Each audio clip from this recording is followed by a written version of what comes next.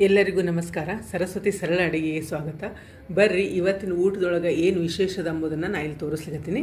ಇಲ್ಲಿ ನೋಡ್ರಿ, ನಾನು ಅನ್ನ ಹಾಕ್ಕೊಂಡೀನಿ ಮತ್ತು ಚಪಾತಿ ಅದ. ಇಲ್ಲೇನದ ಸಬ್ಬಸಿಗೆ ಬ್ಯಾಳಿ ಪಲ್ಯ ಅದ.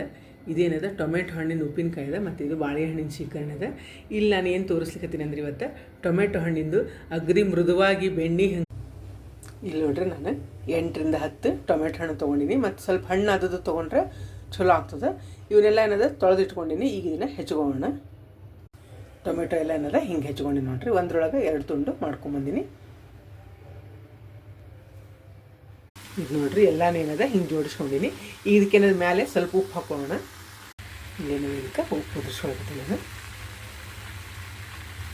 ಅಂದ್ರೆ ಜಲ್ದಿ ಬೇಯ್ತಾವಂತ ಹೇಳಿ.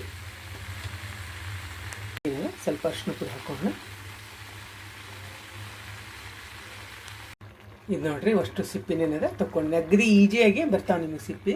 ಯಾಕಂದ್ರೆ ಬೆಂದು ಬಿಟ್ಟಿರ್ತದೆ. ಮತ್ತು ಇದು ನೀರು ಎಣ್ಣೆ ಏನೂ ಹಾಕೋದು ಬೇಡ.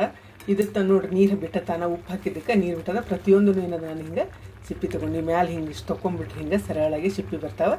ಎಲ್ಲನೂ ತೊಗೊಂಡಿನಿ. ಇದನ್ನೇನದ ಮ್ಯಾಶ್ ಮಾಡ್ಕೊಂಡ್ರೆ ಒಂದು ಮ್ಯಾಶರ್ ತೊಗೊಂಡು ಚಲೋ ಹೊತ್ತಿನಾಗ ಇದನ್ನೇನದ ಇಲ್ಲೇ ಒಂದು ಮ್ಯಾಶರ್ ತೊಗೊಂಡೇನದ ಹಿಂಗೆ ಮಾಡ್ಕೊಂಬಿಟ್ರೆ ನಮಗೆ ಏಕತ್ರಾಗಿ ರಸ ಬರ್ತದೆ. ಎಲ್ಲ ಸಿಪ್ಪಿ ತೊಗೊಂಬಿಟ್ಟಿವಿ. ಇದೇನದ ಒಂದು ಸಿಪ್ಪಿ ಇರಂಗಾಗಿ ಆರಾಮಾಗಿ ಏನದ ಉಪ್ಪಿನಕಾಯಿ ಭಾಳ ಟೇಸ್ಟ್ ಆಗ್ತದೆ. ಅನ್ನಕ್ಕೆ ಹಚ್ಕೊಳ್ಳಿಕ್ಕೆ, ಚಪಾತಿಗೆ, ಇಡ್ಲಿಗೆ, ದೋಸಾಕ್ಕೆ ಸತೆಗೆ ಹಚ್ಕೋಬೋದು ಇದು ಉಪ್ಪಿನಕಾಯಿ. ಇದು ನೋಡ್ರಿ, 2ರಿಂದ 3 ಚಮಚದಷ್ಟು ನಾನಿಲ್ಲೇ ಖಾರ ಪುಡಿ ಹಾಕೊಳ್ಕತ್ತೀನಿ.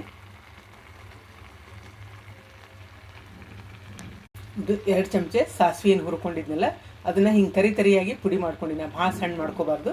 ಹಿಂಗೆ ಸ್ವಲ್ಪ ತರಿದ್ರೆ ಚಲೋ ಅನ್ನಿಸ್ತದೆ. ಈ ಪುಡಿ ಹಾಕ್ಲಿಕ್ಕತ್ತೀನಿ. ಈಗ ಅರ್ಧ ಚಮಚದಷ್ಟು ಹುರಿದ ಮೆಂತ್ಯ ಪುಡಿ ಹಾಕ್ಲಿಕ್ಕತ್ತೀನಿ.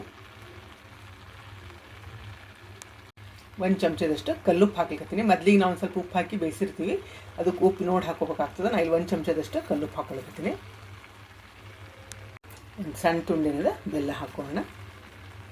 ಇದನ್ನ ಕೈ ಆಡ್ಸ್ಕೊಂಡು ಚಲೋ ನನಗೆ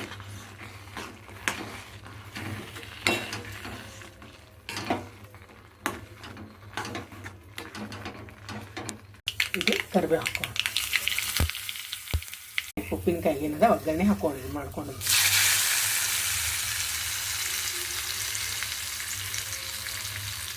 ನಮ್ಮೇನದ ಕೈ ಆಡ್ಸ್ಕೊಂಡಿದ್ದೀನಿ. ನೋಡ್ರಿ ಎಷ್ಟು ಚಲೋ ಬಂದದ. ನೀವು ಇದನ್ನೇನದ ಹೊರಗನ 3ರಿಂದ 4 ದಿವಸ ಇಟ್ಕೊಂಡು ತಿನ್ಬೋದು. ಫ್ರಿಜ್ನಾಗೆಲ್ಲ ಹೊರಗೆ ಇಟ್ಕೊಂಡು ತಿನ್ಬೋದು. ಫ್ರಿಜ್ನಾಗ 8 ದಿವಸ ತನಕ ಇದು ತಡೀತದೆ. ಯಾಕಂದ್ರೆ ನೀರು ಒಂಚೂರು ಹತ್ತಿರಂಗಿಲ್ಲ. ಇದಕ್ಕೆ ಹಂಗೆ ಬೇಯಿಸ್ಕೊಂಡಿರ್ತೀವಿ. ಮತ್ತು ಒಗ್ಗರಣೆ ಒಂಚೂರು ಇನ್ನೂ ಜಾಸ್ತಿ ಕೊಟ್ಟರು ನಡೀತದೆ. ಸ್ವಲ್ಪ ಎಣ್ಣೆ ಇದ್ರೆ ಭಾಳ ಟೇಸ್ಟ್ ಆಗ್ತದೆ. ನೋಡ್ರಿ ಎಷ್ಟು ಚಲೋ ಬಂದದ ಉಪ್ಪಿನಕಾಯಿ.